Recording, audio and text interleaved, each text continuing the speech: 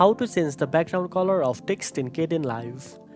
First of all, add a title clip by right-clicking in the project bin and selecting Add Title Clip. This will open the title editor where you can insert your text. Now, type your desired text in the editor.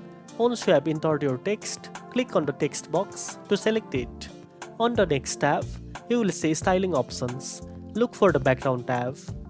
You will notice a color box appear. Click on that color box to open the color picker, then choose the background color you want behind your text. You can also adjust the transparency using the slider just below the color box. Next, reposition the text by dragging it to your preferred location within the frame. When you are satisfied, click Create Title to close the editor.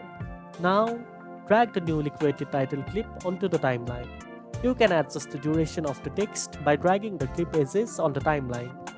If you want to edit it later, simply right-click the title clip in the project bin and choose Edit Clip.